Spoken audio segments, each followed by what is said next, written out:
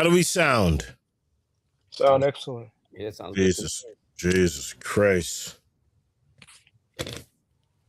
Holy shoots. All right, boys. You know what I was thinking? I think God is pretty funny. I think today is the day I believe in God. Okay. That's a great start, man. Yeah, so I guess what happened was the scientists put a spaceship to go and collect data in space. And this thing's been going for 26 years. And when they got to Pluto, guess what they saw on Pluto? What they say? A heart-shaped structure on Pluto. Mm. So who put that there? A coincidence? Not a coincidence. It's the I mean, universe. it's like you can see what you want to see, you know? It's not a coincidence. It's actually shaped like a heart. It's shaped like a Valentine's heart on the side of Pluto. Aliens. I think it's a sign to us. It was Elon, man. Who else could have done it? Oh, Elon. All right, man. Teddy, let me bring you in full screen here. Go ahead. You want my opinion on Pluto? Is that what we're doing? Yeah, I need your appointment on Pluto. Probably aliens, I'm guessing. Or it's just a dumb coincidence, kind of like when Jesus's face shows up in clouds. You know what I mean? Like, I don't think that means anything, right? Coincidence. Hold. There's a heart-shaped structure on Pluto, a place that the people that put it there thought we would never get out there and see it. And when we got out there, we saw it. But couldn't it just been like a formation that just happened too, and just happens to look like a heart? I don't know. It's this heart thing. Because like, I don't know. I don't know if that's proof of anything at this point. I don't know. Maybe I'm wrong. Maybe I just have no faith. That is probably it. Wow. Anil, heart structure on Pluto. Nah, no can do, man. I mean, definitely there is God, but it's definitely purely coincidental. I think it's Elon doing it. I think Elon's playing games over here, you know. Who else would have the technology? The technology to do what? To put anything on a star. It's not even a planet, it's a star, right? No. Pluto is now a planet. Because before we couldn't see it, but now we've seen Pluto. Pluto's actually a planet. Elon's playing games over here, yo. That's what it is. Has nothing to do with Elon. Who else would have the technology to do it besides Elon? Tell me. It's just a natural formation, Anil, on the side of Pluto. Man. It's Elon, dude. Elon got time and money to do it. Who else could have done it? So how would Elon have put a heart-shaped structure on the moon made of ice? Pluto made of ice. So according to the internet, it says Pluto got its famous heart-shaped feature known as Tombaugh Regio from an ancient slow-motion glancing collision with a massive planetary body. Computer simulations show that an icy object roughly 435 miles wide smashed into Pluto at a shallow angle, carving out a deep basin and leaving behind a dense rocky core. It's a heart-shaped structure. Yeah. All right. All right. Who wants to go first? What happened this weekend? Anil, Teddy. Let Teddy go because Teddy has probably the most exciting. It was nothing too crazy. I mean, it was so every year for the past 16, 17 years, our Jamaican Independence Party is always wicked. It actually ended up being our best party of the year so far as crowd goes. And the vibes was nice. We had our first time. We had DJ Mad out from New York for the first time. Real cool guy. It was a good party. And then we had Bobby there taking pictures. We had a different crowd though. Like I think we had probably the most diverse crowd we've had in a while. We always have a diverse crowd, but it was extra diverse this past Saturday. Like real diverse. It was a diverse crowd, and there were people just Why? But we don't practice DEI here, man. It's everything's based on merit. So like we don't need a DEI crowd. We need talented crowd, spectacular crowd. We need, you know, diversity is not a good thing all the time. You know what I'm saying? No, I agree. Sometimes it didn't mess up the vibes this week though.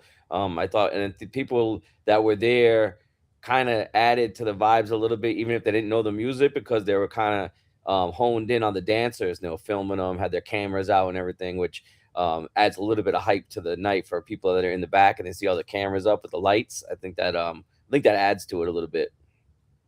Did Canna Butter Babe show up? Oh, Can't Butter Baby ain't showing up to that. You know that. But she said she was going to wear her birthday suit. I mean, you know. Yeah, she didn't come. She has not come out since she said that. I guess she was all talk. Yeah, a lot of people are, unfortunately. And Neil, what says you? What did you do this weekend? Talk about I hung out with Black Uhuru at Lincoln Center. You missed the biggest event in New York City. Ever. It was the first ever Jamaican parade. Why did you miss that, Anil? You know, when you run yourself ragged during the week and then, you know, you get up and you blaze up some indica. I mean, what else can you do, you know? Yeah, but that was the biggest event. That was the biggest dance hall event in the country, in the world. I think the biggest dance hall event in the world was Cartel at the Taste of Reggae, Sumfest. I mean, you know, been there, done that. I mean, right? when was that? That was in July. We're in August now. This is August 10th. Yeah, so we'll just sit and wait for the Labor Day weekend, and you know, we'll be caught up in this year's spectacular presentation of Sesame Flyers doing it all over again, with the West Indian Day Parade. You know, that'll be, you know, most spectacular event, you know, this side of Pluto, to say the least. Yeah. I mean, to have that kind of turnout though, on best weekend ever was going on in Jamaica, where I know a lot of people from New York are there, and like to have that kind of turnout. And as far as I know, it was safe, it was family friendly, there was no violence, no one getting, I think that's like awesome. That's a testament to our culture and to Jamaicans worldwide. But why is it like a amazing feat that there was no violence? I mean, shouldn't there never be like?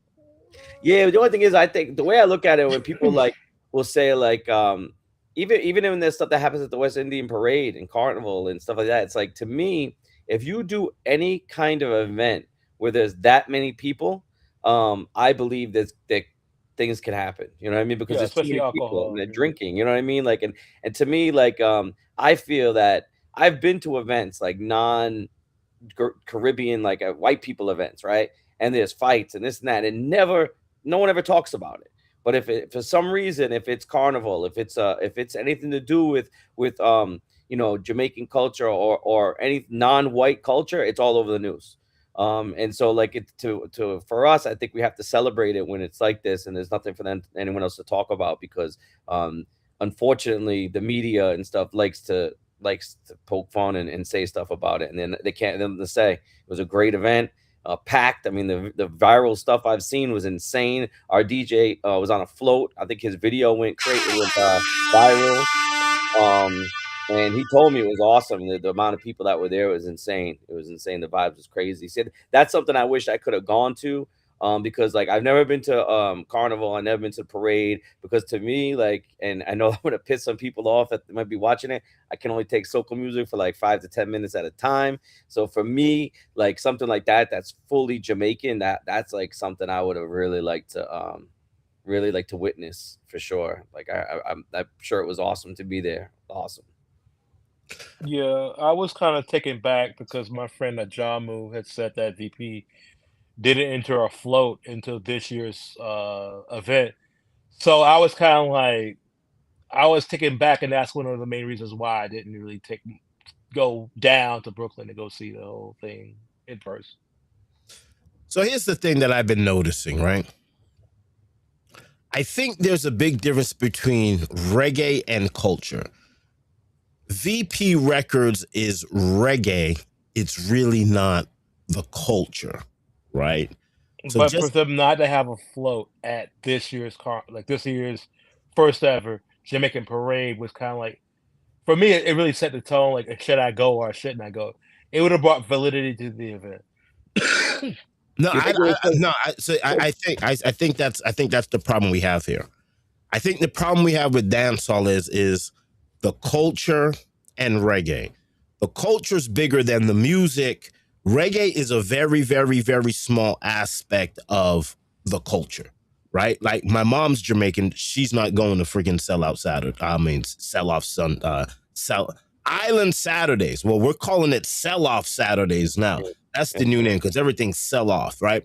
My mom is not going to Island Saturdays to listen to dance hall music. My mother would go to the parade to listen to dance hall music because the parade is culture. Island Saturdays is music. And I think we confuse the two and package the two together, but I believe they're completely separate. I think there's culture and then there's reggae. I think the fact that VP is not at the first Jamaican festival with over, I don't know, had to be well over 100,000 people from what I've seen. That means that VP Records is not a part of the culture. They're just a record label. Also, though, I think, unfortunately, VP, started small, but VP is a corporation now. And like, I wonder, like something like that, where it was announced, it wasn't like a long planned event. I think it was planned like quickly. Do they even have like in a corporate situation? Are they able to turn that around that quickly? That's another thing I'm not sure on, because I know corporations don't act as fast as a regular company might. Right. So I mean that's a good thing, Teddy, because basically, and that's what I'm saying. Like they're a corporation, right? So they have to get staffing. And they're gonna do the proper permits, and they're gonna have the proper, you know what I mean? Like they're not just gonna put something together that would be wicked. They're gonna worry more about the protecting the corporation than how wicked the vibes is gonna be. Right. So the fact that Anil thought that VP, the VP not being there, add validity to the carnival. I mean, obviously that didn't happen. Obviously, the culture is bigger than VP Records. VP Records is a small, minute player in the reggae dancehall culture. What's this? Well, I think with VP, with regards to VP and all the record labels, once digital media and digital music and stuff, can get distributed online, it's not as important, I don't believe, for an artist to, have be signed to VP. That's probably not as big of a deal as it used to be. Okay. And now I think being signed to like Atlantic, being signed to Atlantic, but yeah, I'm chasing the music and not the coach. I'm doing it completely, entirely wrong, it seems. I mean, but I did see like Black Uhuru, and I hung out with Robert, your manager. He's really cool. I had access to I was the only photographer really out there doing his thing, besides the house people. I mean, I did have a great weekend. I mean, I went to the Yankees game. I mean, I put all that on the fan cam. The fan cam's amazing. What happened to your computer, Anil? I'm back here. There you go. Yeah, the fan cam. Took a lot of shots at Yankee Stadium. Put that on the fan cam. I like the interactions of the site. It's coming along quite well. I commend you on. And that's that's the BobbyShakes.com, right? Yep. Yeah, exactly. Yeah, so BobbyShakes.com, we've released a thing called the fan cam. You guys have to go and check it out. So Anil's been beta testing the fan cam in the field and getting the feedback back. I got to write code tomorrow to get it a little bit quicker.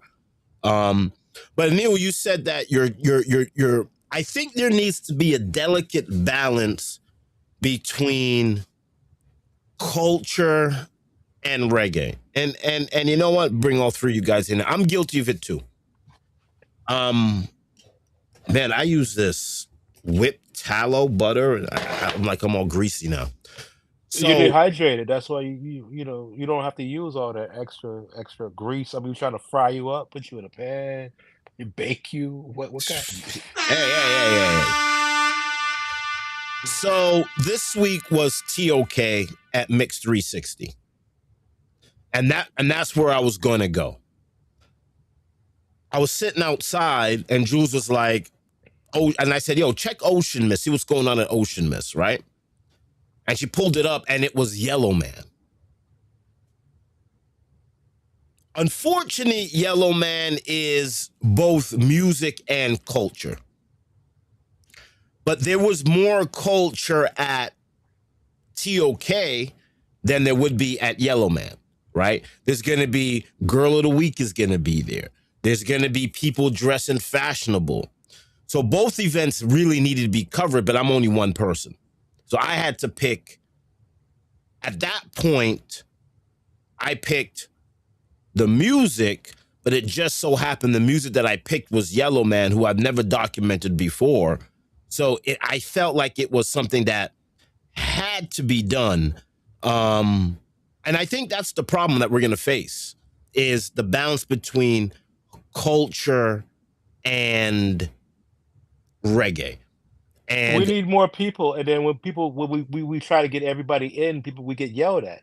So it's like it's such a limitation, and that we're like our hands are tied with what we can and can't do, and that's another reason why we should truly chase the culture, and the music should be a second tier thing.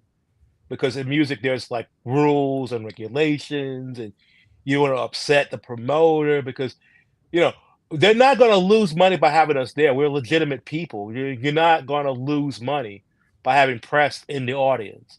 And a lot of promoters think small while we're thinking like large in the long run. That's because a lot of promoters, they're not really professional promoters. Like a real They promoter, see the bottom line. They see dollars and cents. And by you getting the comp or by you getting in for free to shoot pictures doesn't really generate money into their pocket. And that's what they're so hesitant to do to get us press. Yeah, because they don't understand brand building. Right. That's what it comes down to. You know what I mean? They don't understand that. And that's a big that should be ingrained in any promoter's mind is building their brand. So if that means comping 10 people for a night, you hope that you're not going to get that money back. You can't look at that monetarily and look at a bottom line figure for that. You have to look at, okay, those pictures are going to be where, the video is going to be where. Okay, that's going to build my brand. Make sure you collab with me. Make sure you post it with me. You know, like that's all stuff that if you come from a realm of like an academic realm or a realm where I did I was a marketing major, but then also I worked for a boxing promoter for 30 years. And you see, we used to have 30 people in press row. You know what I mean? Because you need people writing the stories about the fighters. You need the press there. You need 10 photographers on the ring taking pictures of the fights because that's just going to build your brand going forward to the next show. And it's going to build the brand of the fighters going forward to the next show. That's why a lot of times people will be like, how come you always be putting Hyper Squad on flyers? Why? Because I respect Hyper Squad. I think they're a wicked dance crew and they come out and they get the crowd involved. So I'm going to put them on flyers because if I can help build their brand, that's just gonna in turn look good for my brand. You know what I mean? And that's how I look at it. But a lot of promoters, I mean, they don't grasp that. They're looking for the quick dollar. When I found out with the amount of money some promoters in New England make on like one event, and I was just like, wow, like they make more on one event than I make in like 6 months. But but where's their brand? Is their brand gonna carry over for 16, 17 years like mine is? You know what I mean? Most of the time it's a no. Right. Let me ask the panel, what are we chasing here? Are we chasing culture or music? Because that's a very serious culture. That's a very, very serious question. Who wants it first? We're in Barbie Chaser comes in the infancy. We're starting all over again. We're very lucky because once this thing blow up and once we're able to leverage what we could do for the artists, we have a venue to put them in. Right? Yep. So what do we do now? Who wants it first? Culture, reggae, and how do we do a delicate balance of that? Who wants that? I've been chasing the music all my life, but I see my faults and my flaws, and I've got to change it up and really chase the culture because the culture is going to trump. Like it's the only genre in which the culture trumps the music. Honestly, Which is only genre. which is crazy. Like people go to see Chris Brown because they're going to see Chris Brown. Like I'm not going to Chris Brown to see what this dude from the block is wearing. I could care less. But if I'm going to a dance hall event, I want to see what Shelly Ann is wearing, or 2 Foot, or Sheldon. Like, what is he doing? Like, because at sometimes a lot of the people that go to these shows, these reggae shows, and then you ask them what they think about the show, they don't even know what happened at the show because they're either talking to a girl or they're whining on a girl. So they're just there just to be there, but they're not there for the music. They're there for the culture, which is bad. What says you, Anil? They're there as a pick me, but their attire and their approach and the mannerisms and the dancing, it's still culture. It's still, but it in a sense it's like a double-edged sword because like we could miss a bigger point because we're taking shots of like hot girl a week or whatever versus like what really happened with the muse. So in a sense, it's like you're damned if you do, damned if you don't, so to speak. And it's, at the end of the day, it's all about access. It's a lot easier to get access to a parade than massacre. You know what I'm saying? So, Ted, what says you? How do you do the delicate balance between, you're a prime example. Like, let me set the stage here. Cassie was complaining that she went to a party and there's too many tables now at the party and people don't have a place to dance. Mm-hmm. I explained to her that you got to understand what we're seeing right now is not dance hall. It's not a street dance, right? It's not weddy. It's not, it's everything that we're going to is inside of a venue. So venue dance hall is completely different from street dance hall. Well, since you guys both have been, I try my best to recreate a street vibe in Island Saturdays. That's why we don't have a dress code. That's why you don't see tables all over the place. There's no hookah. And I feel like, because to me, I'm chasing the culture more than anything. I got my Skip to My Lou shirt on. Everything comes down from the culture, right? So to me, that's why I try and create a space that if you're into the music's gonna be proper, always gonna be proper. But if you're into just the culture, we got Bobby Shakes taking pictures. You know what I mean? We got the dance crews there dancing. Bring out your camera, film the dance crew. We got all quality music.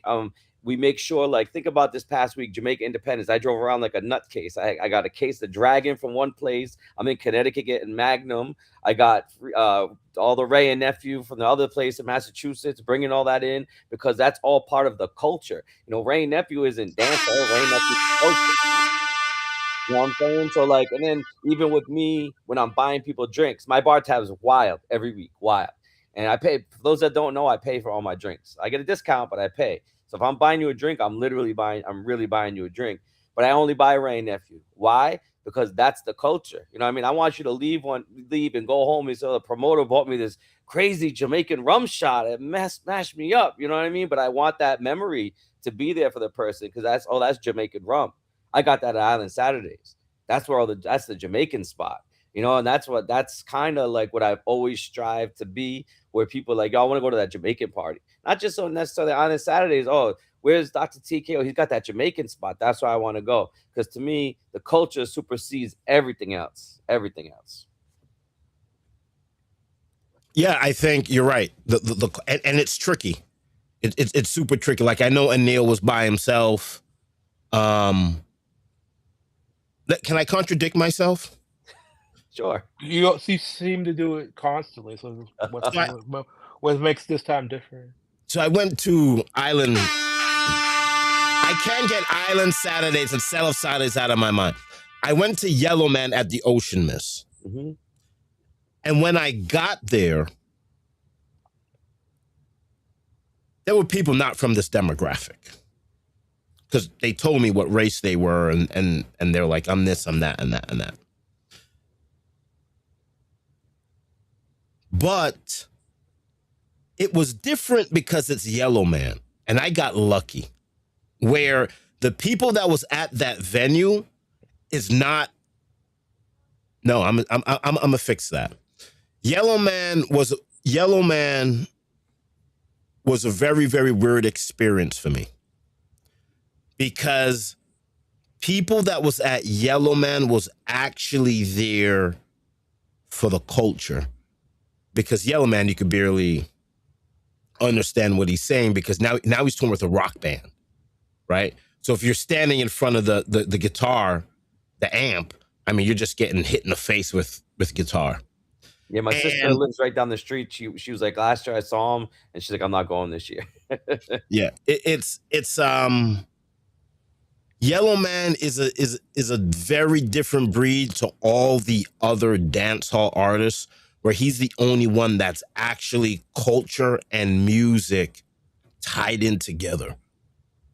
And I watched him perform, and I've never seen anything like that this year.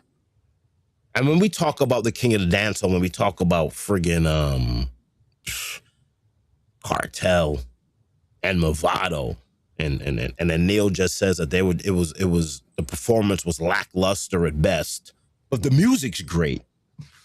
Right. And Vibes Cartel is the culture. Right.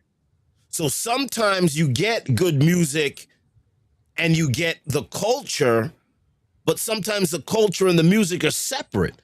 Like, this is a crazy goddamn genre to be involved in. And one thing to note about the Ocean Mist, because obviously the crowd there is going to be not, heavily Jamaican. It's down South County by the beach.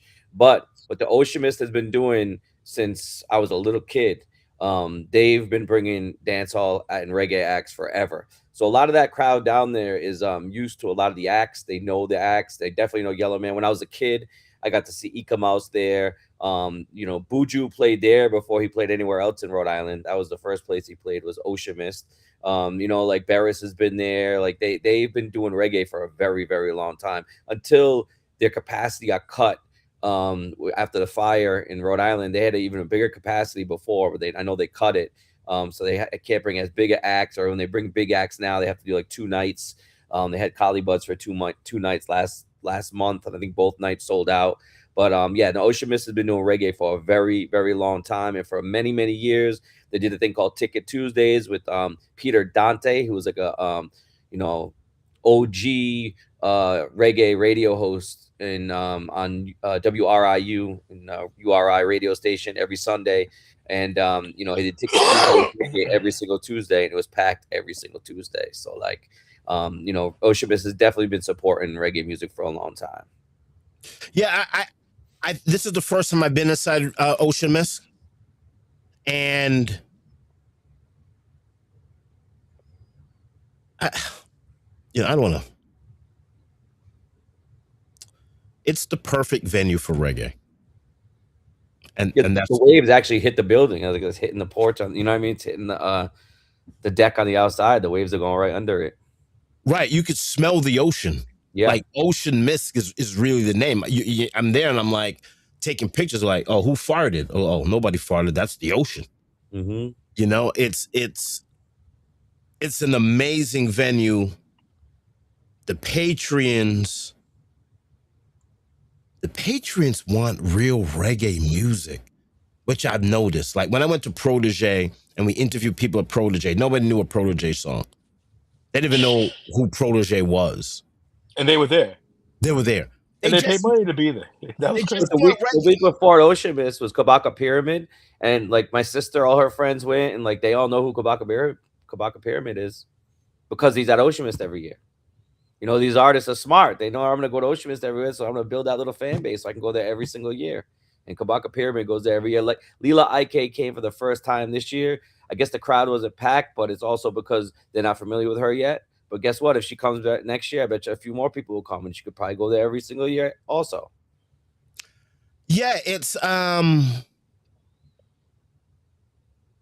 It's a great venue, and it sucks that it's so far from Boston. And it's really, I don't think you could do Ocean Mist in one night from Boston to Ocean Mist. I don't think you could do that. That's about that's an hour and a half, maybe. The hardest part of Ocean Mist is that road. Like after you get off of Route 1, it's like that long dark road going towards it. That's why I don't go. It's like, to me, it's like, man, like you have a couple of drinks and that long dark road gets even darker when you're trying to get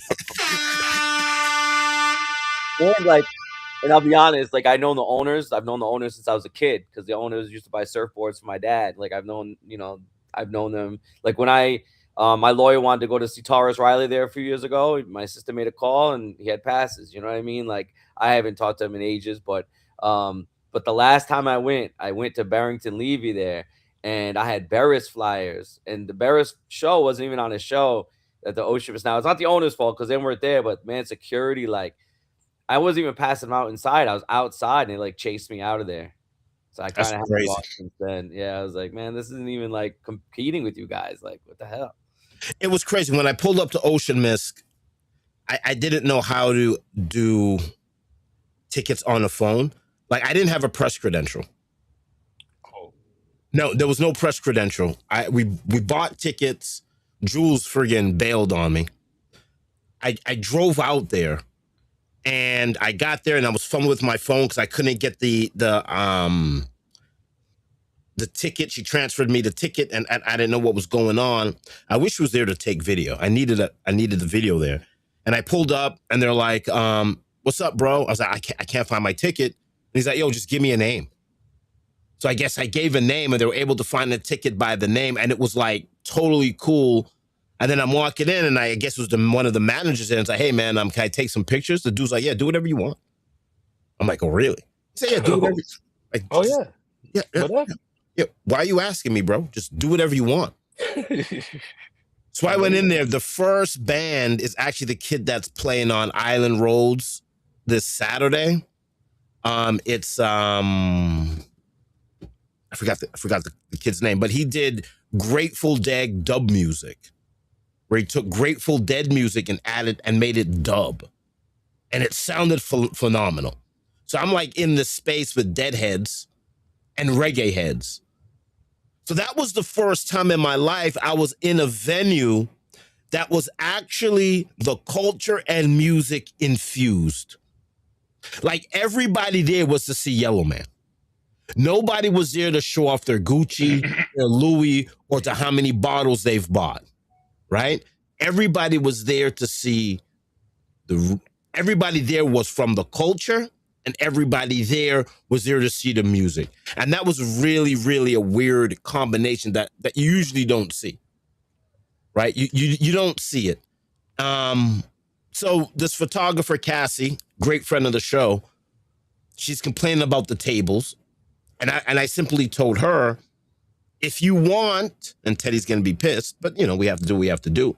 If you want to jump around and dance around, you have three options. You have Rum Punch Thursday, where you could go, get naked, jump off the table, drown yourself in the ice bucket. You have Dance Hall Me in Boston, and you have Island Saturdays. That's culture, music, infused. When you go into these high-end parties and all-white parties in the city of Boston, that has nothing to do with culture at all. I'm trying to make money. Right. And that's okay. Yeah. Because I'm trying to make money too, goddammit. Yeah, totally understand. I mean, that's the thing. Like, there's different kinds of parties. There's the parties like our party, and like the other parties you mentioned, or there's parties that are like, you know, the DJs might just be regular DJs, but the decorations are going to cost the promoter, you know, the same amount of money I would spend on a DJ, and it's going to be all decorated nice and have the tables and all that stuff. You know, those are the two different kinds of dancehall parties that we kind of got going on right now. I prefer the ones like ours just because I'm not into flossing. I don't really want to go buy an outfit. And I don't like to, you know, like I like to move around. I don't want to just stand in one spot, but that's part of the culture too. It's just a different part of the culture. That's all.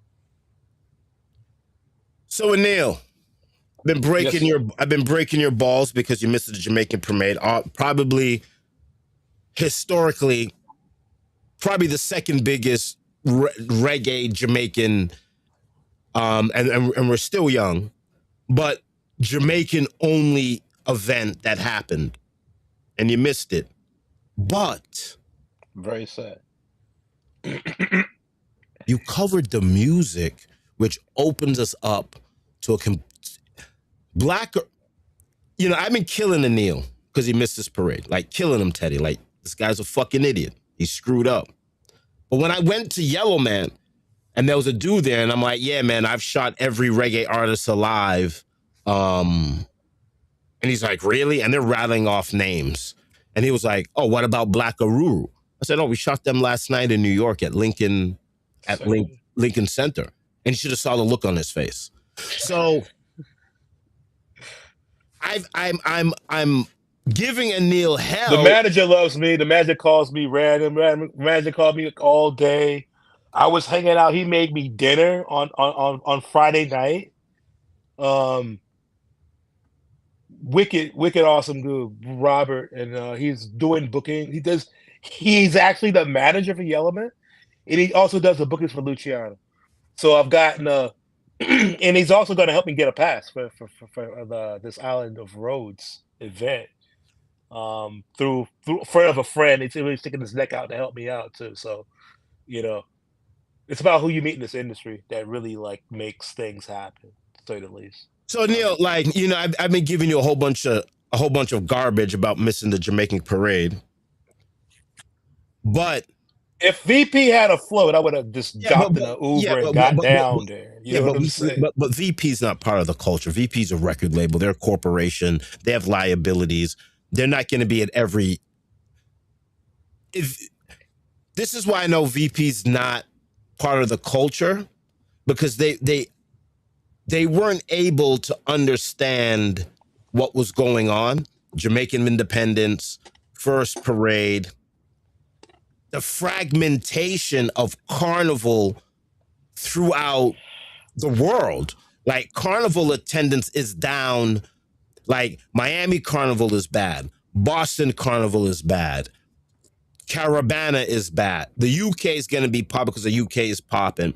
Atlanta Carnival. All the carnivals are bad, and it seems that everybody now... Trinidad don't have infrastructure, so I guess, like, if it's bad, then there's definitely enough people. You know, because they've had Shensia, they've had Cardi B. Like,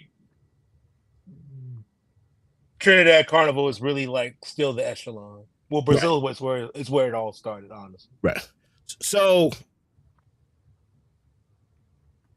what was I going to say? You cut me off in there. I was going somewhere. So, Carnival's been flopping all around the world, except for Carnival's flopping all over the world. It's peaking in Jamaica. Like, Jamaican Carnival. It's just an excuse for people from downtown wear scantily clothes. Well, hold on a second. That's the whole reason of Jamaica Carnival being like a big deal. You know? No, Jamaican Carnival is bigger than is going to be bigger than the Trinidadian Carnival, obviously, because of infrastructure, hotels, and the way Jamaica is structured, right? Jamaica has the infrastructure for Carnival where Trinidad does not, and that's not debatable. That's not hating on one country over the other. That's facts. That's facts over facts. That's just facts. So VP should have a hand on the culture to understand that Carnival is dying. There's the Bajans are doing their own thing. The Haitians are doing like, there used to be like this collective carnival. Now there's no collective carnival. There is segregated carnivals now. And for VP not to understand that we are in the climate now of segregated carnivals, that tells me that VP does not have their finger on the culture. They don't have their pulse on the culture. And to think that VP adds validity to the culture is where you went wrong. But let's move on. I've been killing you and talking about this all week. The fact that you covered music, Anil, talk about that. Well, yeah, man, it was definitely an amazing experience to be in the presence of such a great legend. Black Uhuru, which started 54 years ago, back in 1972. Ducky Simpson started it off, and he was the brainchild behind it all. And not only is this the band, it's an institution that people who've come and gone, like Michael Rose, Junior Reed, Sly and Robbie. I mean, the list goes on and on and on about all the greats that came and passed through that collective. Andrew Bees, Ducky Simpson, that's the major players right now. But it's not over till it's over, and the legacy passes on. Waterhouse is where it all started, and Waterhouse is still on the map, and they put them on the map. So big up Black Uhuru Collective, and Uhuru means freedom in Swahili for those who don't know. Anil, talk about the experience, and I gave you crap all week, but I used what you did to give me validity at Yellow Man, because now I look like a big deal, right? If I was to say Black Uhuru maybe in a hardcore dance hall setting to a bunch of kids, they wouldn't know who the hell that is. Exactly. But the fact that, and this is what I'm talking about, we are in such horrible. Dancehall is a horrible genre to be in, because there's an extremely delicate balance between culture and music. I just got a call from somebody on WhatsApp. I guess people watching us on WhatsApp. I don't know how the hell you watch us on WhatsApp, but somebody said the UK carnival's going downhill too. Same reason, especially due to gentrification and uncultured people effing stuff up. Not as bad as Carnival is in the States, but it might be heading towards that direction. We'll speak more. Just logged on. So there it is. It's we are in. People say so many things about the UK. You got to take it with a grain of salt, because they say that Reggae Land was all about, like, white people trying to make $1 off reggae. Man, anything that's going to give reggae or give this genre a platform, it could be green as far as I'm concerned. As long as you embrace the culture and put reggae music, like, on a platform for people to enjoy, I got no problem with you at all. Straight up, honestly, man. And it doesn't have to be about the color of the skin of the person who's doing it. Ted, I'm so sick of that. I'm so sick of that crap. Of course, I got to go to the only friggin' white guy on the stream, but you're not white because you're Greek. I don't want to get involved. Well, they don't consider me black either, because hey, Trinidadians were considered white. Don't know why, but that's what they were. That's what we were considered. Okay, I know you're not black, but anyway, Teddy, our resident white guy on the show. I think as far as carnivals go, anything, if you look at the landscape of reggae music and dancehall culture and dancehall music, you're gonna see that previous years, like back in the day, there was Carnival in Boston was crazy, right? It was nuts. So much so that they branched off and they had Worcester Carnival and Cambridge Carnival and whatnot.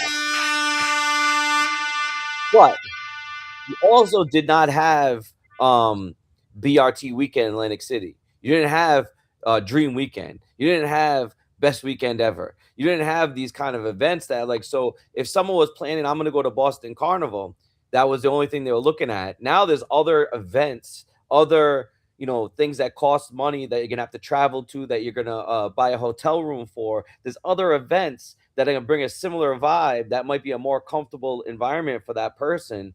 So they might choose to go to something else, even though, let's say Boston Carnival, yes, it's free. But if you're traveling to Boston Carnival, you still got to travel there. You still got to, get a hotel or whatever. But on top of that, like, how comfortable is, like, I've never gone, so this is me speculating, right? But I look at something like that and say, okay, I'm at the carnival, I'm drinking. What bathroom am I going to use?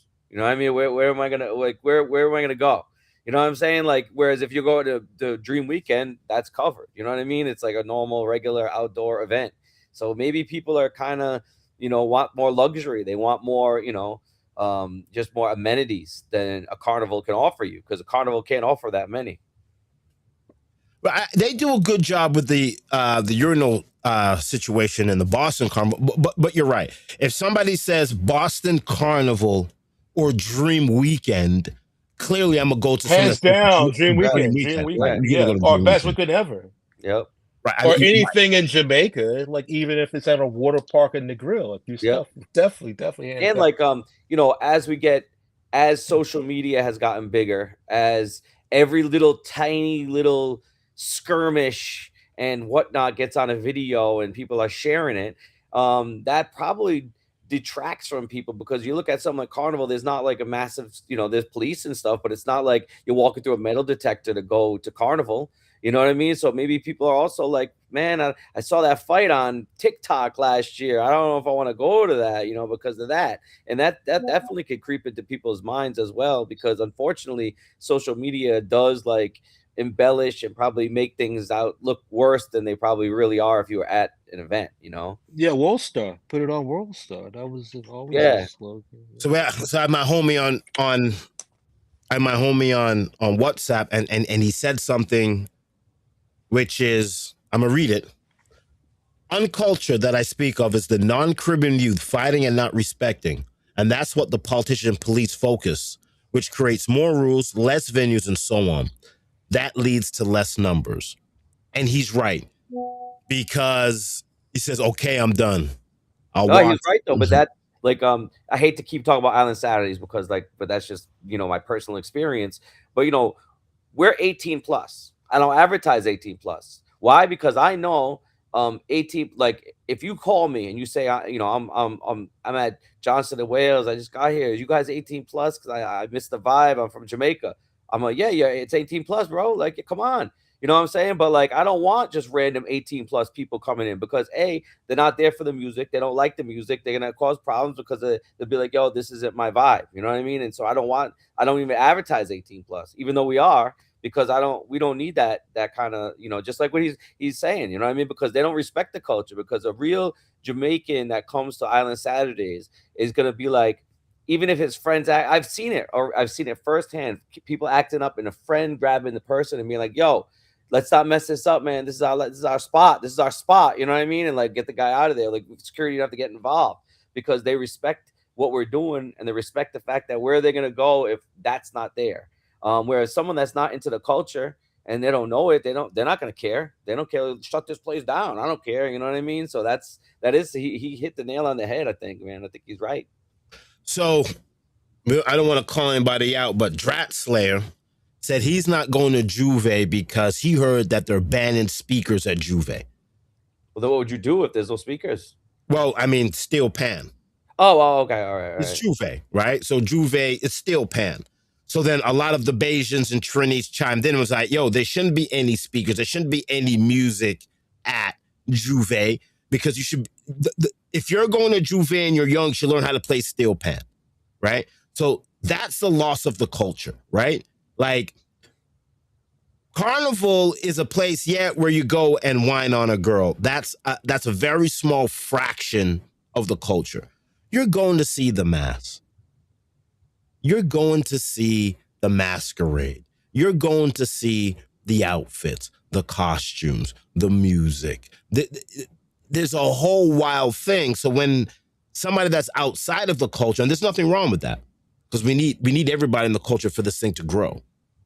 But the culture gets broken down because now it becomes a numbers game and not a cultures game. That's where we said, are we chasing music or are we chasing culture? Like if you're promoting Boston Carnival to people that don't understand what Carnival is about, that becomes you're chasing music. But if you're promoting Carnival, keeping it tight and keeping it authentic to what it is in Trinidad, that's culture. Because a white person that's not from this culture want to go down to Blue Hill Ave and be submersed in the culture, and that's what happens on Island Saturdays. And there was a young white lady in there, young white woman. She was videotaping the dancers, and the expression on her face, she was awestruck. She thought she saw something that she's never seen before. Why? Because the culture is there, right? She didn't come and saw white tablecloths over a table and money pull-ups, which is part of the culture. White tables are part of the culture. Hennessy, shell down, part of the culture. But her experience will generate a love for the culture. And this is a very, very tough thing that we're involved in, right? Music, culture, they're not the same in this genre. I agree. Related, but not the same. Related, not this, they're distant cousins. Yep. They're distant relatives. Music and culture is distant relatives. Because you could be Jamaican as all hell and be like, I ain't going to no goddamn cartel in Movado. And a lot of people didn't. A lot of people showed up to church Sunday in their finest, and they were actually on time. And a lot of people, right in St. Anne's, went to church that day as if nothing transcribed the evening wee hours before. So there's the party scene, and there's like the majority, which is highly conservative in that country. Very highly conservative. Don't get it twisted. Don't get it twisted. Yeah, it's I don't know, man. It's dance hall is a tough thing to be involved in. Because in dance hall is the only culture where the wrong answer is the right answer. Like, Teddy, are you really gonna have Hyper Squad throw that girl off the bar and jump on her? Yes, that's part of the culture. That's the wrong answer, though. Right? Yeah. What about lawsuit? And, yeah, right. You know, But essay. this is a crazy culture where the wrong answer is the correct answer, and it's the only genre of music, the only culture that needs 5 elements for it to work. It was like Bizarro, basically. It's Bizarro. Like Island Saturdays. There's a dude, there's a shotta in there, you know, he's got the gold, dress down, shell down, buckle at his foot. Then you have college students. You have the cameraman, photographers, hot girls, girl crews that dance, that are not friends, but this is my crew, this is my crew. And then you got dancers. It's a complete circle that makes the culture and the music fuse together. I thought this past Saturday, too, I don't know if you noticed, there was a guy, when you first walk in, he was in a full suit with a towel. I was like, man, it's like 90 degrees out. Then another guy walked in with a winter jacket on. I was like, yo, this guy's got to be dying in here. Like, but we had a full circle. We had everywhere. We had girls with, like, you know, plenty of girls. It was crazy. It was just it was a very, if you came in there and that was your first time going to on Saturdays, you're gonna be like, this is a real cultural experience. You're gonna be like, this is crazy. Yeah, it's crazy. Anil, Black Karoo, what do you think? Oh man, amazing vibe, amazing people. Tell us, walk us through it. How's the lead singer now that Michael Rose isn't there? Andrew Bees, he you know, great guy, flashy dresser, does his own choreography, much better performer than Cartel any day of the week. You know, but they still play the classic songs. They're working on a new album. They just got one 2 years ago, so new material is always going to come through that door. It is what it is. You know, I'm enamored. And they're definitely a professional group. I mean, they've been doing tours like, you know, last 2 months, and then I got to take a month off and go start another one up in September.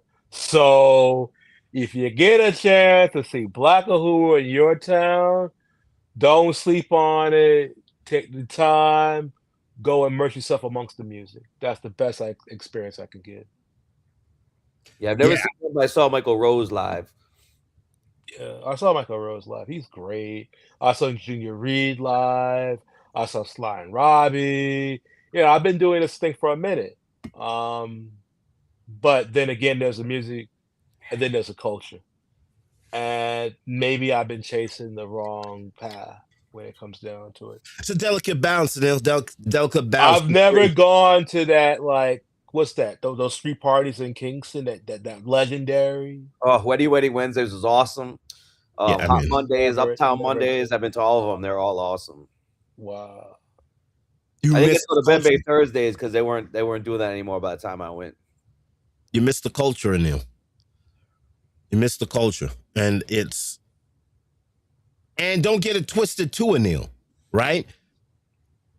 I never went to Cambridge because I thought Cambridge was too soft. But Cambridge, I'll be in 3Cs with Bling Dog, and in Cambridge, they're doing Sister Nancy. Yep. Or they're doing Yellow Man. Or they're doing Anthony B. Right? So sometimes you chase the culture and not the music. And sometimes you chase the music and not the culture. So I'm guilty of it too. Bobby Shakes Come would have been a lot bigger if we'd reached out a branch to Cambridge. But we just thought Cambridge is just, come on. Any place. It's the university, and that's what made it happen. But the same way, that's why it's more like, that's what I don't know. I don't want to say coulda, shoulda, woulda, but we took the turn and we learned from it. To be honest, yeah. Right, it's a tough balance. That culture and I music. used to ride a bicycle to 3Cs from Cambridge. That tells you that the party was actually in. It was at 3Cs and not in Cambridge. I used to go to K's so much that I literally have come home. I remember waking up at my house and not even because it's like 35, 40 minutes from my house, but I used to go there so much that I remember waking up on Sunday morning and being like, yo, I don't even remember driving home. I don't even remember how I got home. Miracles happen, man. The Lord is with you, brother. But I looked out. The Greek Orthodox Church didn't miss a beat, man. I lucked out growing up because my cousin who Bobby knows, and I don't know if Neil got to meet him. My dad got us all into reggae. So growing up, through my dad, I got to see like Sugar Minot and Ika Mouse and Yellow Man and those kind of artists. But then on the flip side, because my cousin was older than me, he was the one sneaking me in to go see Cuddy Ranks and stuff like that. So I kind of got the best of both worlds growing up. Yeah, I mean, there's a lot. I missed a lot of music. But you came from the rock genre. I mean, you as a from the diaspora, you went into like metal. And yeah, you're probably more like versatile with music overall. Yeah, what made you choose reggae and hip hop? What made you choose reggae over metal? Because that was your first genre. I'm going to be honest with you. I'm sweating because I'm sitting on top of. I got to build a cold room to put the server in because this thing is giving off heat. It's like 200 degrees in here. Damn. Good for your diet. Right? Pure sauna, man. Just get us cold cups of water. Go get us some water. That's funny. Me and Teddy will hold it down. We'll talk about I need water, right? Cold glass of water. So what happened was, real quick, I had a record label. It was all hip hop. Parents listened to reggae. Got into that. Was always a skateboarder. I was flipping through the channels and I saw a Dr. Feelgood commercial. And I'm all like, I don't want to listen to no Yellow Man and Shabba. And I definitely don't want to listen to no damn Rakim and LL Cool J and KRS-One when I'm seeing a pair of beautiful, fine friends bouncing across my screen. Because remember, we just got cable, right? So I'm coming from England where we had 2 channels. We come to America, we got 100. So I'm flipping through and I see rock and I'm like, I love the sound of rock and roll. And there was just women there where dancehall and reggae wasn't really, it was very male dominated. Very male dominated. I don't, dudes in gold chains don't do nothing for me. I want to see some naked women. So that's how I got into rock and roll. And then Super D from Turbo Crown saw me at the park one day, was like, yo, you still playing music? I'm like, still playing music? Like, what do you mean? He goes, "You're a DJ, right?" I said, "Oh, bro, I gave that up." So I had a sound clash in Boston. That is probably one of the biggest sound clashes in Boston history. There was like 1,500 people. I was a kid, and we won the sound clash. And everybody knew me as a selector. And then when they saw me with the camera, they're like, "What the hell's going on?" So Super D approached me. He's like, "Yo, what are you doing now?" I said, "Oh, dude, I film skateboarders." And he's all like, "Why?" Because it's fun. Because if I videotape a line, I can send it to Thrasher, I can send it to Transfer, and I get paid. You pay like $100 a trick in a line. So if a guy does 4 or 5 tricks, that's $500 if you could sell the footage to Transworld, Thrasher, and to the media companies that's putting out skate videos. So he said, "Why don't you just come and film a freak?" I said, "What the hell's a freak?" He goes, "You know what a sound is?" "Yeah, I know what a sound is. It's a sound." I said, "All right, cool." Went in there, put the fisheye lens up. Bucky Famous had a light in it, a flashlight in his hand. Girls got naked, filmed naked women with a fisheye lens. Now, y'all don't understand because y'all are young. Our TV screens were this big. Our TV screens were 13 inches. So basically my TV screen was the size of your iPad.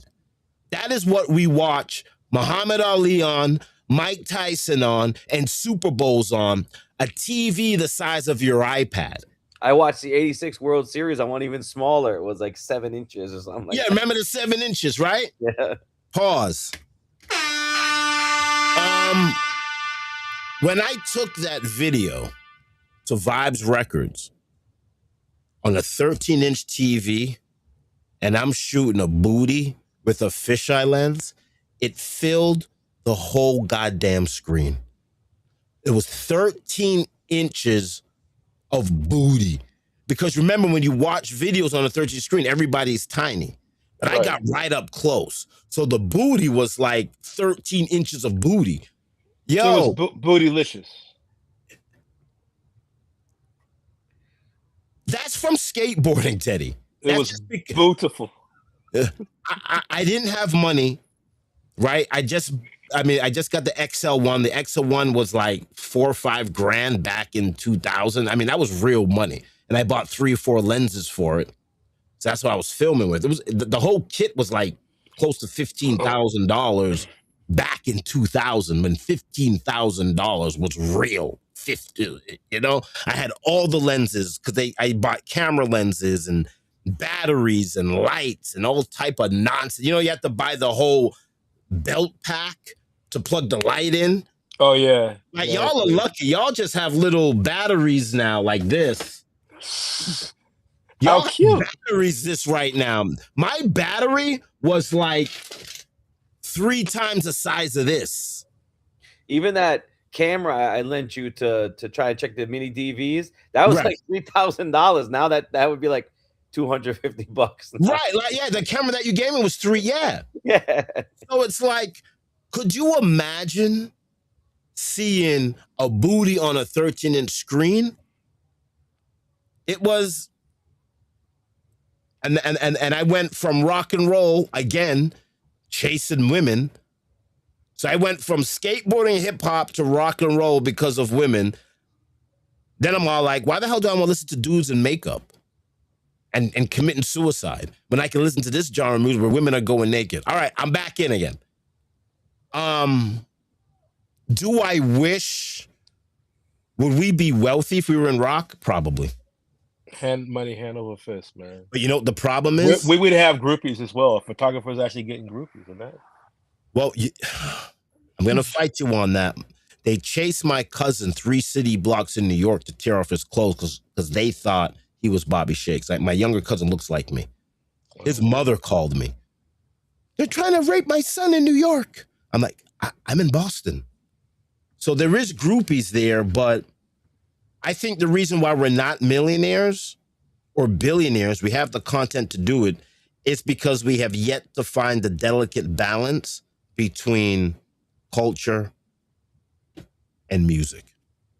And it also could be because we love it. I mean, we love the music more than the culture. Like right, we love the music more than the culture, right? We're chasing it. Why do you My think I'm two- going all over the world to see festivals versus like going to street dances in Hartford or going to street dances in Kingston? We're chasing the wrong thing. We need to chase, man. We need to. This is crazy in here.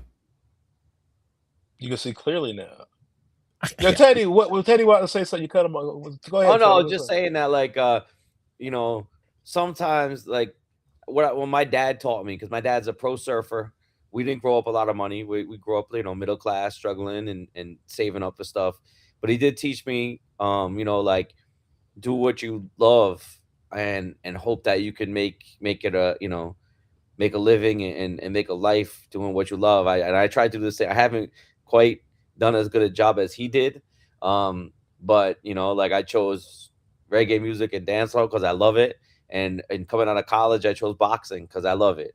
And when the opportunity when MMA started getting big, and I was like telling me you need to start, doing some MMA stuff. I didn't like MMA, so I was like, nah, I'm good. And I know like if I had done some MMA matchmaking or stuff like that, I probably would have made a lot of money. But it is what it is. I do what I love, and that's what we're doing right now. You know what I mean? We love dancehall, we love Jamaica, we love and I love boxing, and that's what I do. And unfortunately, it hasn't panned out monetarily, but I've done some pretty cool shit. Done some really cool shit. Anil, we're gonna end it with you. Why are you in this genre? There's not many things I'm really good at. I don't believe that. I bet you're better. You're good at stuff. That's an honest opinion. That. Yeah. There's not a lot of there's not a lot of things I'm really good at, to be honest. And but one of the things I'm really good at is taking photos, and the love for the music is real, completely real. So that's what really drives me in every day that I breathe air. I'm going to listen to some reggae. I might have listened to the song like 50,000 times already, but every day that I draw life in this world, it's gonna be a reggae song playing in my iPhone, computer, or even on YouTube, Fire Stick, what have you. And that's what drives me. And once the music hits you, you feel no pain. So I could be talk about the time that I was down and out and I had like, sciatica and I came back and the pain I was in was like immense. But listening to certain songs really guided me and helped provide like inspiration in life. Same way I draw from like, the Lord Jesus Christ every day. And just like camaraderie, because like me and Bobby, we were like nemesis and rivals, like Bird and Magic. And I saw he was doing, and I was like the new kid on the block because he had just started like 2 years before I started. But we grew into an amazing friendship, and here we are 30 years later. So the friends we meet in this industry are truly friends for life. Yep. And I guess I have to end it. And this is a message to all of you Jamaicans who say, white people shouldn't be in it and this and that and that. We have Teddy, who's Greek, and Anil, that's from Trinidad and Indian. And they actually love the music. The only Jamaican on the show, which is me. And you're from England. So it's like, I'm from England, but my parents are Jamaican, so. Right, somewhere down the line. But the only Jamaican on the show, he's only doing dancehall for the fat booties. So there you go. We just come full circle. But I am a citizen of Jamaica, so that actually makes me Jamaican. Yeah, all right. So you're a citizen. But the person with the Jamaican parents is doing it for the booty.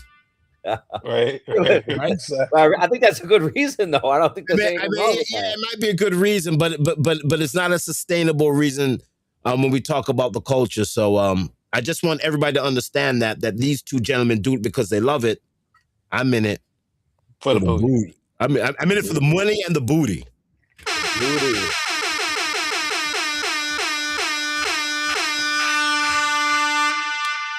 I'm also in it for the rum. The rum, the rum's Where's my song? How come my song didn't play? Wait a second. Where the hell my song go? Oh, wait a second.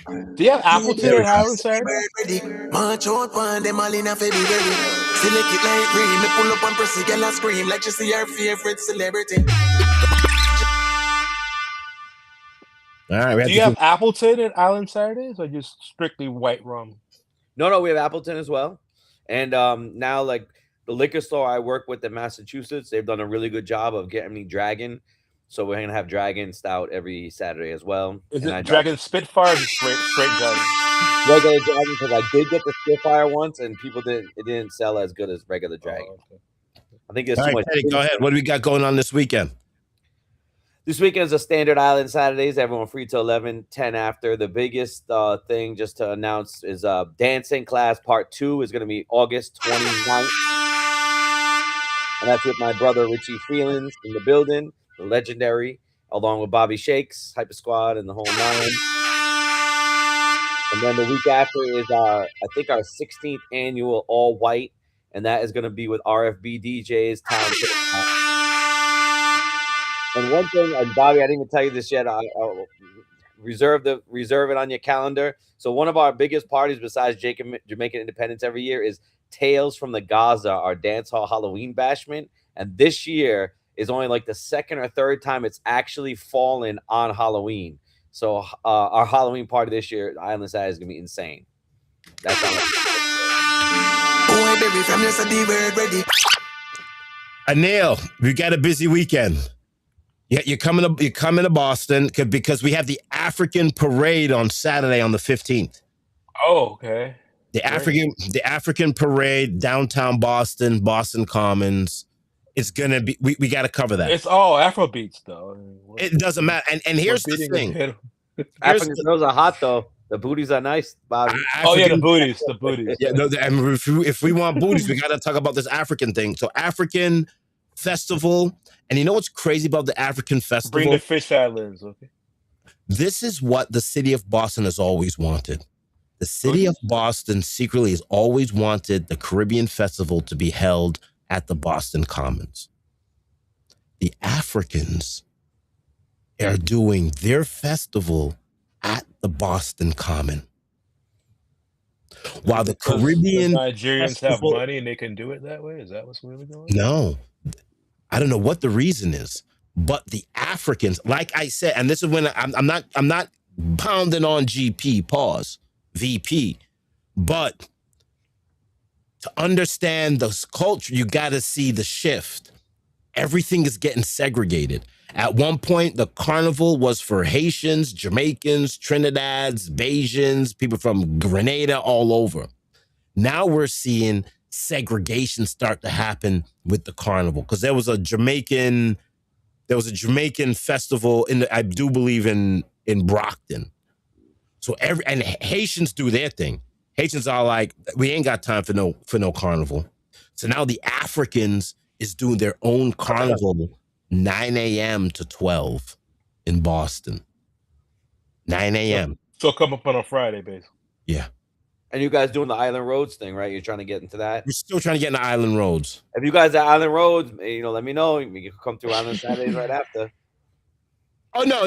We're not going to be Teddy, we're not standing in the heat. We're just looking at the itinerary, going and bang a couple pause. We're not banging any artists unless they're a female artist, and we'll squeeze them. No, we're just going to do a couple of shots and get out. But I do think I want to cover the African parade. I think the African parade is something that needs to be documented, because I believe the carnival industry is going to get segregated. It's going to keep on more getting segregated. There's going to be a crop over for Bajans. There's going to be something for Trinidad. There's already something for the Haitians. Jamaicans are now on board. So, which is crazy, right? Like everything, all of us should be celebrating one drop. The Caribbean is just an extension from Africa. But you're beginning to see the segregation in carnival. And it's and I know a lot of Trinis don't want me to say this, but I'm gonna say it. Sweating on stream, sitting on a goddamn server. Jamaica's coming for the title A carnival. Wait till next year. Jamaican independence. I've already there used to be a Jamaican Association of Rhode Island. I started out helping out at the beginning. I stepped away from it. They are no longer here.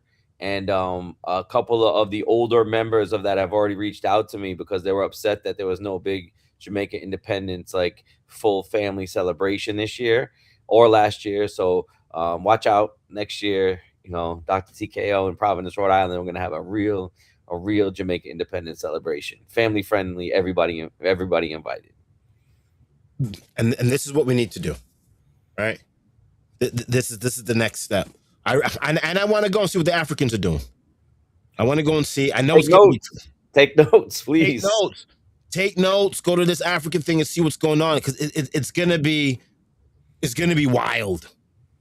African carnival is gonna be wild. Big up all my Liberian people, my Nigerians, Ghanaians, Ethiopians. Is there anything better than an Ethiopian woman? They're pretty hot. Liberians are pretty hot too. Nigerians, they're all out there. Kenyans are hot. I gotta go. I gotta get myself. Thai women are hot. Jamaicans are the top. Proof is in the pudding. Thai women are hot. Yeah. You gotta get you a Thai woman. Guys, it's too late. You've already fucked yourselves.